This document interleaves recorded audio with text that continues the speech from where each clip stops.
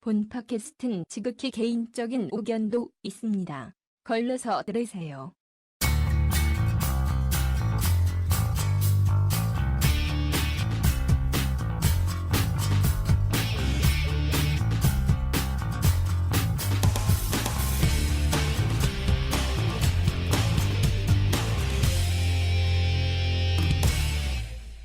네, 저희 2부로 돌아왔습니다. 네. 오늘 2부는 이제 요즘 굉장히 영화계에서 이제 좀 뜨거운 작품으로 좀 각광받고 있는 네. 조정래 감독님의 귀향에 네. 대해서 네. 좀 얘기를 하고 싶은데 두 분은 아직 영화 못 보셨죠? 저는 네, 보려고 하는데 시간이 지금 요즘 네, 사실 많잖아요. 네, 네. 볼 수 있는데 저는 마음이 각오가 좀 안 되신. 네 너무 아플까봐 보고 음. 났을 때. 맞아요. 저도 비슷해요. 네. 너무 어떤 내용인지 알 내가 것 아니까. 같으니까 그죠? 겁이 나서 못 무서워서 보겠는. 네. 못 볼 수도 좀 그래요. 그래요. 네. 그럼 일단 제가 본 입장에서 좀 말씀드리자면, 그러니까 일단 관람을 이제 좀 권유할 수 있느냐 뭐 네. 이런 문제가 요즘에 보니까 감독님도 그 얘기를 하시는 게 네.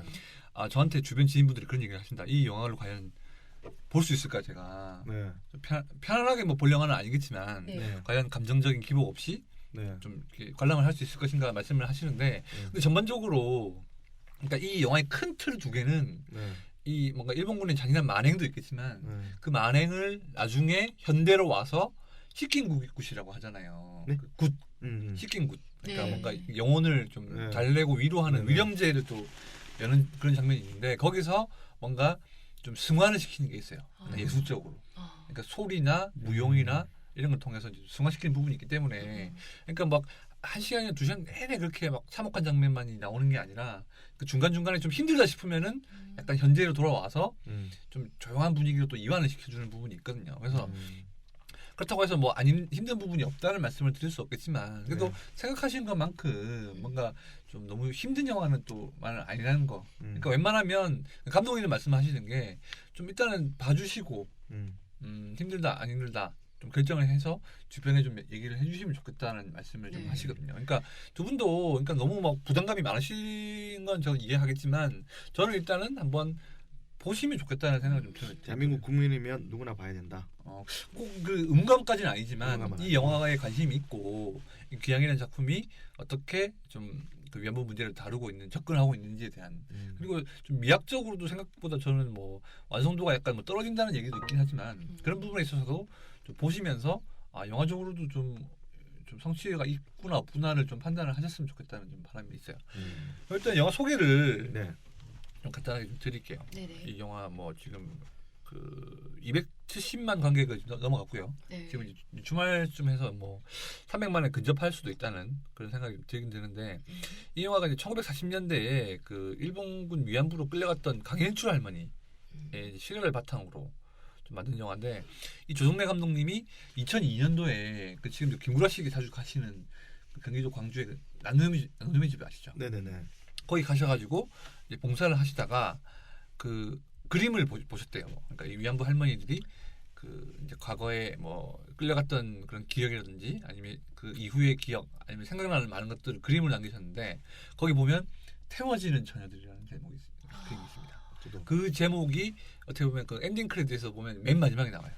그림이. 근데 그 이제 그림이 뭐냐면 당시에 위안소에 있던 그 소녀들을 이제 그 위안소의 그런 운영을 하다가 네. 예를 들면 이제 일본군이 퇴각하게 되는 장면이 있는데 네. 거기서 이제 이 소녀들을 이종을 시킬 수 없는 뭐 이런 상황이 되다 보니까 네. 뭐 아픈 소녀 뭐 또 그렇게 막 무리하게 이렇게 뭐 그렇게 했기 때문에 몸이 아픈 소녀들도 많이 있었는데 그런 분들을 다 이렇게 총으로 사살한 다음에 그 사체를 갖다가 태워오는 그런 장면이었거든요. 근데 그 그림이 이제 약간 그 할머니의 필치로 해서 약간 그 뭐랄까 어린아이가 그리는 그림처럼 네. 굉장히 막 유화적으로 묘사되어 있긴 한데 네. 거기서 나오는 그 그림에 나오는 참혹함이 있거든요. 그래서 감독님이 이걸 보고 나서 너무 충격을 받은 거예요.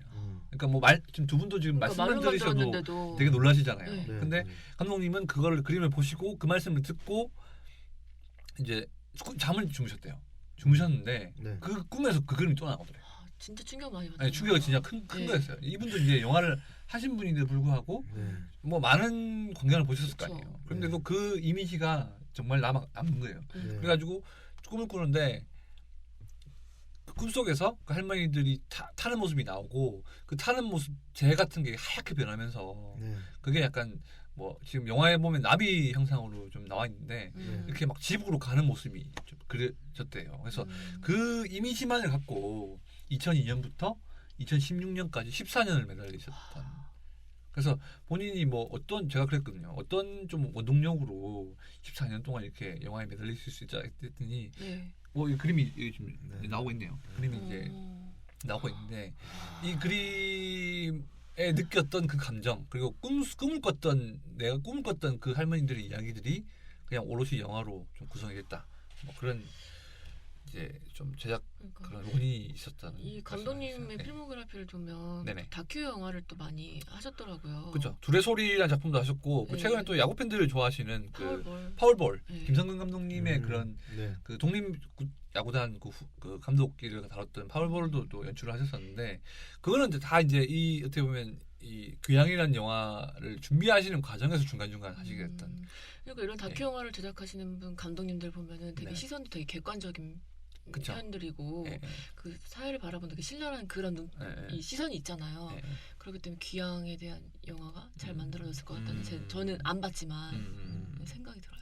그래서 이제 이 영화는 2014년도에 촬영이 시작됐어요. 그러니까 2002년부터 기획을 들어가서 네. 시놉시스를 보통 쓰잖아요. 네. 시놉을 쓰고 뭐 시나리오를 쓰고 해가지고 제작자나 투자 배급사를 찾잖아요. 네. 근데 아무도 해주지 않았대요. 안 하려고 하죠. 왜냐하면 이 영화 네. 너무 또 부담스러운 또 주제이기도 하고 네. 그리고 캐스팅에 있어서도 많은 분들한테 제의를 넣었지만 네. 많은 분들이 마음은 공감하지만 네. 선뜻 출연을 하기는 좀 힘들겠다는 식으로 거절을 많이 당했다. 그래서 이분도 거절을 너무 많이 당한 입장이다 보니까 이거를 뭐 한 2, 3년을 거절받으면 네. 사실은 뭐 오기도 않고 그렇지만 네. 이게 한 10년이 되고 이렇게 되다 보면 아무런 생각이 없어진대요.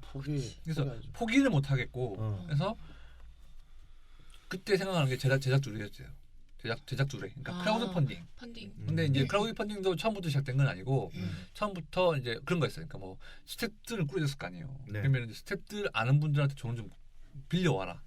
서로 십시일반으로 빌려오기 시작했는데 이 감독님의 경우나 아니면 기획 PD님의 경우에는 동네 PC방 그 감독님이나 PD님이 가신 PC방에 있는 형님들한테 네. 부탁해서 돈을 받았대요. 예, 하기도 하고 동네 카센터 형님들 네. 예, 그 형님들이 흔쾌히 뭐 영화 내용은 모르지만 어. 네. 아 이런 영화를 동생이 한다고 하니 와. 도와주겠다. 그래서 몇 천만 원씩 모아줬대요. 예, 그래가지고 고마운 촬영을 분이잖아요. 시작한 게 형님이네요. 2014년. 그랬는데 촬영이 또 사실은 뭐 영화 해보시는 분들은 아시겠지만 영화 촬영이 끊겼다가 다시 시작되면 비용이 더 들어요. 세팅을 새로 해야 되기 때문에 장비도 빌리고 그러니까 네. 최대한 영화 촬영이 안 끊기게 이어가야 되니까 네. 이제 영화는 딱 촬영을 시켜놓고 기획 PD나 나머지 스태프들은 돈 빌려가는데 정신이 없는 거예요. 그래가지고 이제 크라우드 펀딩을 2014년부터 시작했는데 7만 5천 명의 그런 국민들이 돈을 십시일반 모아줬어요. 그러니까 뭐 적게는 10,000원부터 네. 많게는 많게는 또 독지가 분들은 뭐 몇백만 원, 몇천만 원까지 모아서 네. 그 돈으로 모아서 개봉까지 했는데 원래는 이제 이 감독님이 계획이 뭐였냐면 네. 일단은 첫 촬영 때 촬영을 해서 그걸 티저 영상을 만들어서 또 크라우드 펀딩을 모으고 그러고 나서 다시 또 이제 촬영을 하는 건데 정 개봉까지 안 잡히면 그냥 유튜브에 올릴 생각이에요. 아. 2시간짜리 영화를. 왜냐면 왜냐하면 이 도와주신 분들에 대한 그건 영화를 완성 안 하는 건 예의가 아니고 그렇죠. 도리가 아니라고 도와주는 생각하기 건, 때문에 도저히 이 개봉까지 안 잡히면 그냥 유튜브에 공개를 하는 거를 확정을 했대요. 네. 이미. 그러니까 개봉은 꿈도 못 꾸고 있던 상황이었어요. 네.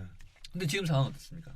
개봉관 잡히고 진짜 그 300개 넘는 스크린에서 이제 열렸고 지금 또 300만 가까운 입소문까지. 네, 300만이 넘는 또 관객들이 들어왔기 때문에 네. 감독님이 말씀하시는 거는 진짜 기적이다 이거는.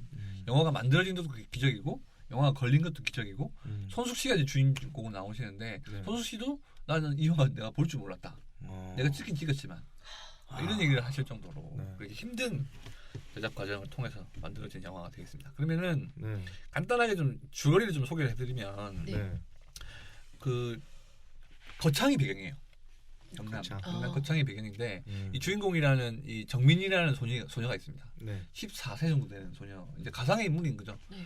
가상의 인물인데 14세 된 소녀가 거창에서 엄마와 아빠와 셋이 살다가 어느 날 이제 그때가 1943년 정도 설정이 돼 있어요. 그러니까 일본군이 이제 태평양 그 제2차 세계 대전을 일으키고 이제 막 한창 전쟁에 바쁠 그런 시기였는데 그때 이제 어떻게 보면 위안부 공출이 제일 많았던 네. 시기라고 하더라고요. 네. 그래서 그때 일본군이 찾아와서 급작스럽게 끌려가는 그래서 이제 중국 길림성에 있는 네. 그 용당성인가 그쪽에 있는 저기 그 위안소가 네. 가장 컸대요. 음. 그래서 거기 주로 조선 처녀들이 제일 많이 잡혀간다 거기였는데 이 강현출 할머니 경우에도 길림성까지 기차를 타고 가셔가지고 이제 그때부터 그 위안소에 이제 들어가게 되시는 상황이 됐는데 그 이제 과정들 그러니까 거기서 뭐 일본군을 만나고 뭐 일본군한테 학대를 당하고 뭐 이렇게 이런 과정들이 이제 영화의 한 줄기를 이루고 있고요.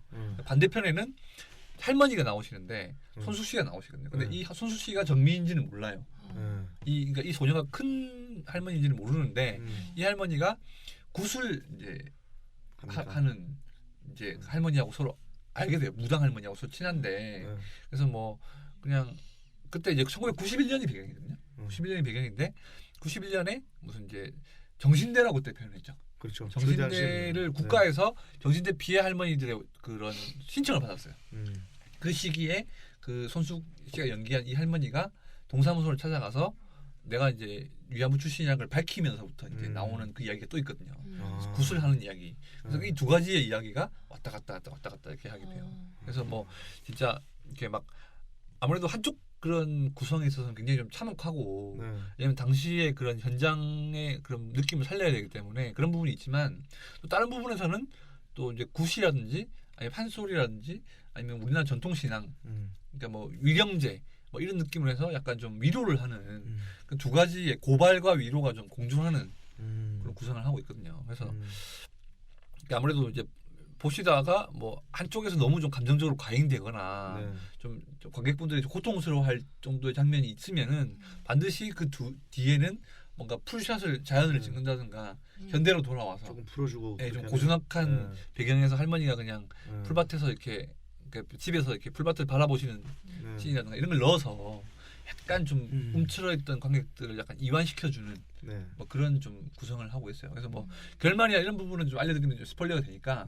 약간 그 위주로 하면서 이제 그런 할머니들의 넋을 위로하는 그 제목 자체도 또 귀향이라는 뜻이 그 영어 제목이 어떻게 되냐면 Spirits Coming Home인가 홈커밍인가 그래요. 그러니까 영혼을 집에 데려다준다. 귀향이라는 게 원래 돌아올 기자인데 그걸 귀신기 있잖아. 그 무슨 돌아올 그 하여튼 귀신한테 뭐 영혼 기자가 그랬어요. 영혼, 위령 이런. 돌아올다는 뜻이 아니라 그 영혼을 이제 집으로 보낸다 뭐 이런 뜻이 있어서 원래 이제 프로젝트 이름이 언니야 집에 가자였어요. 그렇죠. 밑에서 원래는 그래서 거기 대사도 나오는 장면이 있는데 그러니까 그 위안소에서 만난 소녀들이 언니 이제 집에 가자라고 서로 얘기해주는. 와, 그 말만 들어도 지금 눈물이 날 것 같아요. 그러니까 기본적으로 저도 사실은 그때 이제 시사 때는 제가 그 휴가 때라서 못 봤어요. 영화를 못 보다가 이후에 이제 영화를 배급한 와우 피처스 관계자분들하고 이제 만났다가 이제 얘기를 듣게 됐는데 영화를 이제 나머지 기자들은 다 봤잖아요. 근데 제가 안 봤잖아요. 그러니까 약간 제작자님이 왜 안 보셨어요?라고 약간 서운해하시는 거예요. 약간 느낌상. 그래서 이 담당 입장에서는 이게 이런 역사적인 사건이라는 바탕을 주지 않고서라도 영화 담당으로서 봐야 하는 영화라고 생각이 드니까 그렇죠. 되게 좀 죄송한 거예요. 그래가지고 나중에 이제 인터뷰를 잡았어요. 조정 감독님 잡고 영화를 가야 되니까 급하게 지난주 금요일 날 개봉관에서 봤거든요. 그때가 이제 제가 금요일 날 11시인가? 11시 회차를 봤는데 그래서 꽤 관객분들이 한 10명 정도 계셨는데 막바지에는 난리가 난 겁니다.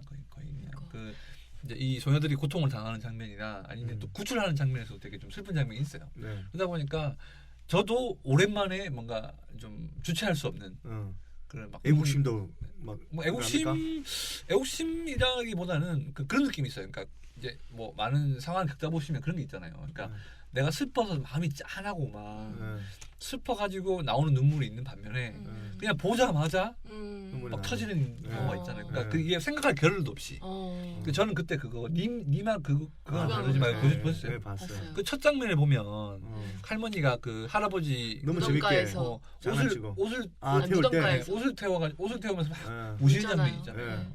길게 찍었잖아요. 네. 소리를. 그러니까 멀리 할머니 무덤이 있고 할아버지 무덤이 있고 그 앞에서 할머니가 옷을 태우면서 막 우시는데 앉아서. 저는 영화 도입부의 그 장면을 보면서 바로 터졌거든요. 와이프하고 보러 갔는데 와이프하고 둘이서 그냥.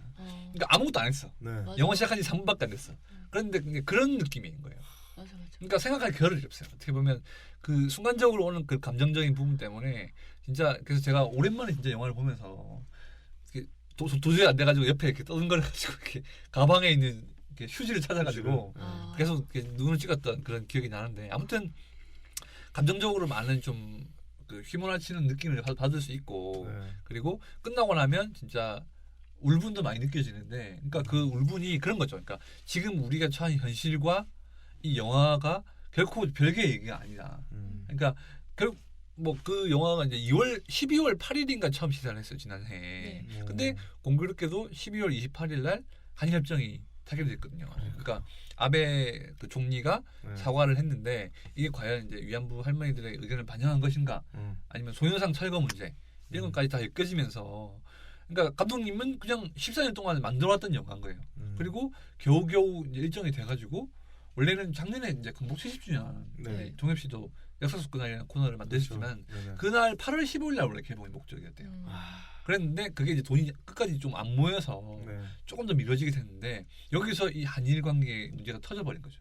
그러다 보니까 어떻게 보면 관심을 더 어떻게 보면 그게 한일 간에 문제가 없었을 때 개봉했다면 뭐 화제가 됐겠지만 네. 또 이 한일 협정에 어떻게 보면 졸속 타결 문제가 논란이 되면서 네. 좀 더 이게 뭐 이슈가 된 거예요.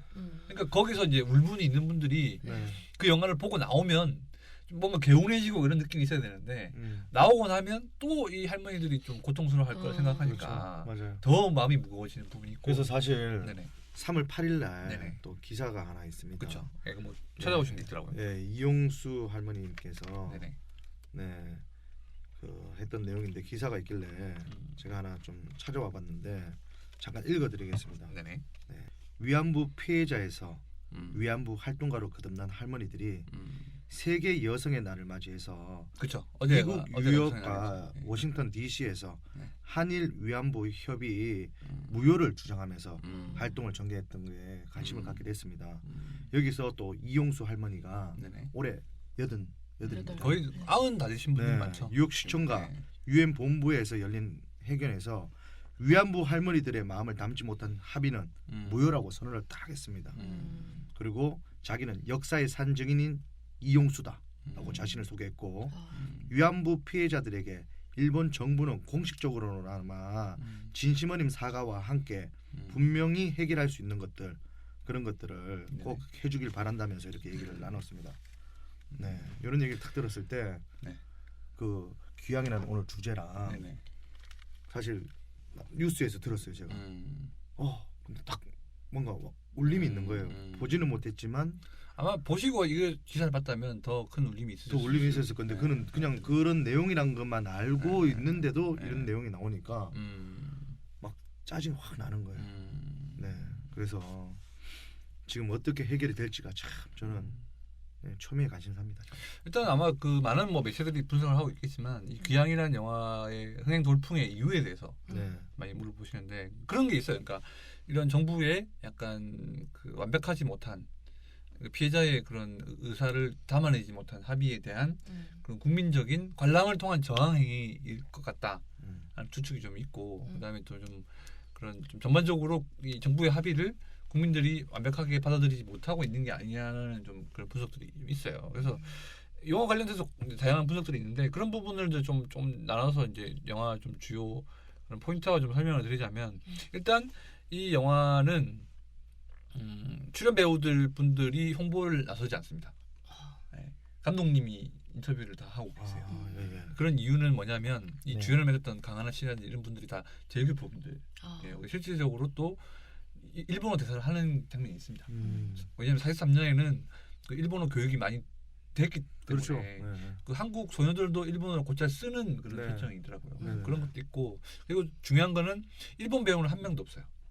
크레딧 보시면 아시겠지만 그래서 일본군으로 나오는 배우들도 싹 다 제일교포로 구성이 돼 있어요. 그래서 이분들이 국내에 있는 그 시사회에서 한번 인사를 하고 나서 이제 매체에 나서지 않습니다. 일부러 이제 감독님들도 그거를 좀 막아달라는 말씀을 하고 있고 왜냐하면 현재 좀 일본에서의 그런 분위기가 있기 때문에 네. 이 위안부를 다뤘다는 영화에 출연했다는 것만으로 좀 신변의 위협이 될 수 있다. 이런 부분 때문에 좀 제작사라든지 배급사에서 좀 그 홍보를 좀 자제하는 이런 분위기도 하고요. 그다음에 또 하나는 어제 이제 월요일 날인가 감독님 뵀는데 그 사이에 또 두 분이 돌아가셨대요.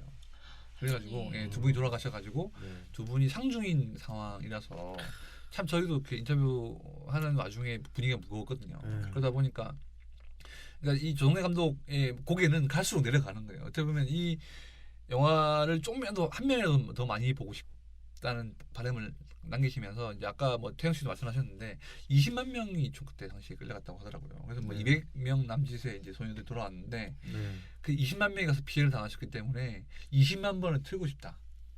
그래서 지금 개봉간에 지금 300개 정도 틀어서 하면 20만 번에 턱없이 모자라거든요. 그렇죠. 그러면은 10만 번 틀리면, 와. 본인이 얘기하시기로는 영화 파일을 들고 다니면서 영화 그 파일이 있는 USB 칩하고 네. 뭐 모니터 같은 걸 들고 다니면서 길바닥이든 어디든 보고 싶다는 분들이 있으면 그 자리에서 앉아서 틀어주고 싶다고 그러니까 네. 될 수 있으면 많은 분들이 이 영화를 보고 좀 네. 이 영화의 아픔을 좀 공감하고 뭐 이렇게 했으면 좋겠다.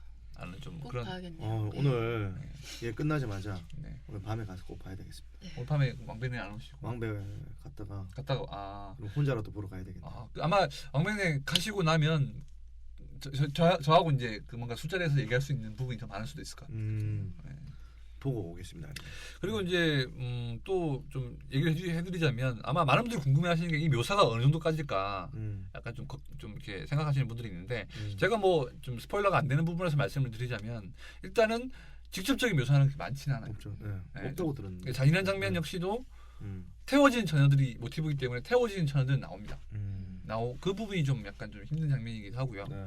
그리고 그 위안소 장면도 보니까 그 세트에서 따로 촬영을 했어요. 그러니까 이게 뭐 해외에서 찍은 건 아니고 거의 다 양평 아니면 뭐 경기도 인근에 있는 세트에서 촬영을 했는데 그 위안부 세트에 보면 그 위안소가 나오게 되는데 총 한 10개 정도의 방이 이렇게 네. 돼 있는 세트더라고요. 근데 저는 그 영화적으로 봤을 때 되게 좀 힘들었던 그런 묘사들이나 이런 것들이 이 카메라를 이렇게 소녀들이 처음 들어가가지고 학대를 당하는 장면이 나와요. 네. 근데 그게 이제 약간 슬로우로 이제 건 다음에 네. 약간 이제 음악을 깔거든요. 네. 약간 슬픈 음악을 깔면서 이제 소녀들의 이제 비명 소리가 나오기 시작하는데 이게 네. 이제 요즘 극장 시설이 좋다 보니까 네. 돌비로 이렇게 막 사방팔방을 울려요. 그러면은 그 듣는 게 되게 힘들거든요. 스트레스죠. 그러면서 이 카메라가 약간 지미지미인 것 같아요. 그래서 위안소를 이렇게 가로로 이렇게 훑다가 쫙 올라갑니다. 위에서 찍어요. 그러면은 방이 하나가 있다가 옆에 방이 또 보이고 또 보이고 또 보이고 하면서 방이 10개가 다 보이는데 네. 그 안에서 다 일본군의 만행이 다 이렇게 화면 가득하게 차는 장면이 있거든요. 그런 장면들도 좀 아마 보시는 분들이 많이 힘드실 수 있는 그런 장면일 것 같아서 일단 뭐 그런 신들이 있고 후반부에 뭐 이제 약간 총기를 이용하는 그 좀 그 소녀들이 또 희생되는 또 장면 같은 경우에도 좀 많이 좀 힘든 부분이 있으실 건데 이런 부분들은 아마 직접적인 묘사가 좀 잔혹하다 이런 것보다는 그 정서라든지 네. 그런 소녀들의 마음에 아마 많이 보시는 분들이 이입할 수 있기 때문에 더욱더 그러니까 눈으로 보는 것보다 훨씬 더 좀 충격은 크지 않을까라는 생각이 좀 들긴 들어요. 그래서 그런 것 때문에 좀 아마 그런 부분 그러니까 보실 분들은 제가 봤을 때는 그냥 가서 보시는 것보다는 어느 정도 각오를 하고 보시면은 맞습니다. 좀 뭐랄까 나중에 이제 충격 때문에 영화가 안 보이는 상황은 없을 것 같긴 해요. 그러니까 영화는 끝까지 뭔가 메시지를 받아야 되니까. 그러니까 그 후기 써놓으신 분 중에 그렇게 말씀하신 분이 계시더라고요. 그 중간에 잘 만들어니까 너무 정신이 혼미해져서 보는 순간 충격 이런 것 때문에 어떻게 영화가 흘러갔는지도 그 다음에 이제 영화가 흐르는 걸 갖다 모르시는 못 분들도 많기 보겠다고 때문에 하더라고요. 어느 정도 정신을 잡고 이 부분을 잘 넘기면은 이후에 그런 감독님이 보여주고 싶은 메시지를 또 받을 수 있기 때문에 그래서 사실 영화가 너무 좀 잔인하거나 뭐 잔혹한 표현 때문에 너무 화제가 되는 거는 좀 감독님 좀 그렇게 하시더라고요. 감독님이 원하는 거는 반일 영화가 아니래요. 반전 영화. 그러니까 앞으로 전쟁을 구실로 해서 이렇게 죄 없는 사람들이 희생되는 일은 다시는 없었으면 좋겠다는 게 감독님이 이게 그래서 감독님이 그러시더라고요. 이 영화 단순히 생각하면 그냥 일본 사람들 때려 죽이자 뭐 이런 영화로 보일 수 있다. 네. 그 본분들이 아마 그 울분 때문에 그렇게 생각할 수 있지만 제가 하고 싶은 얘기는 그런 게 아니다.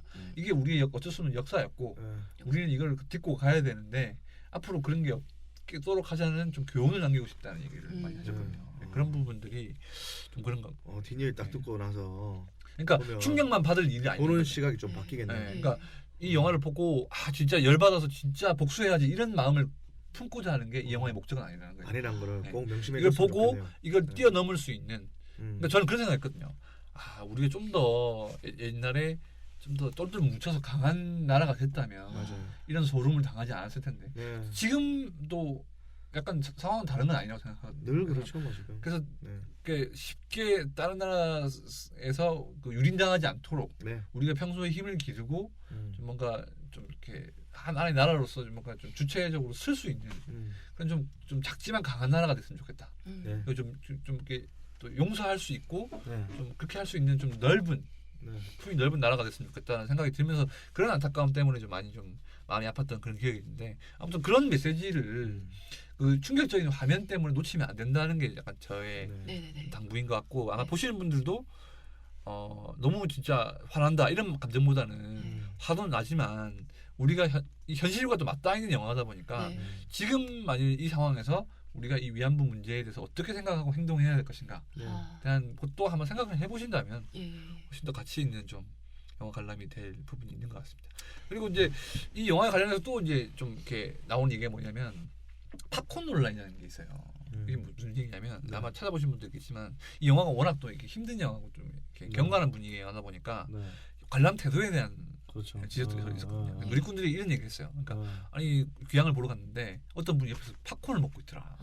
근데 지금 이 영화가 팝콘을 이렇게 먹고 음료수를 먹어가면서 봐야 할 영화인가 이렇게 한 분이 올리니까 아니 영화 보는데 팝콘을 보는 게 뭐가 잘못이냐 이런 분도 있고 아니 지금 이 영화가 지금 그런 영화냐고 막 이게 막 철저히 붙었어요 또 온라인에서. 그래서 제가 이 부분이 이제 개봉 이후에 벌어진 상황이잖아요. 그러니까 이 과연 귀향을 봐야 하는 올바른 자세라는 게 있는 것인가? 예를 들면 딱 이렇게 정자세를 하고 딱 이렇게 손을 가지런히 모으고 이렇게 봐야 되는 영화인 건지. 근데 감독님은 직접적인 대답은 안 하셨지만 그래도 뭔가 다들 좀 공감하고 좀 생각하는 영화가 돼야지 이렇게 뭔가 싸우고 이런 영화가 되지는 않았으면 좋겠다는 말씀으로 좀 우회적으로 말씀하셨거든요. 그래서 저는 개인적으로 봤을 때는 관람 태도에 있어서는 뭐 팝콘을 드시는 건 어쩔 수 없죠. 본인의 선택이니까. 근데 이거는 좀 스스로 좀 그 감정을 느끼는 다른 관계의 좀 느낌도 배려해가시면서 좀 하면 좋지 않을까. 그래서 이게 좀 굉장히 좀 감독님도 생각하지 못했던 그런 논란이라고 하더라고요. 그래서 좀 약간 좀 아시고 좀 흥미로워하시고 좀 당황도 하셨는데 좀 이 영화를 통해서 좀 다 같이 느끼고 공감했으면 좋겠지. 이걸 가지고 뭐 다투시거나 뭔가 대립을 하시거나 이러지는 않았으면 좋겠다. 이런 말씀을 좀 하셨어요. 네네.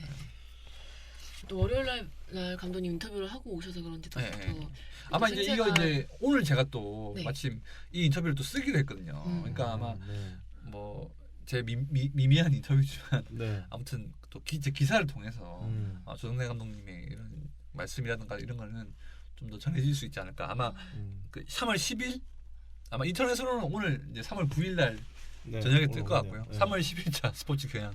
미미한 인터뷰가 아니라 너무 좋은 인터뷰였습니다. 보기 전에도 이제 어떻게 봐야 될 것인가, 어떤 자세를 갖고 생각을 해야 될 것인가라는 딱 그게 서니까.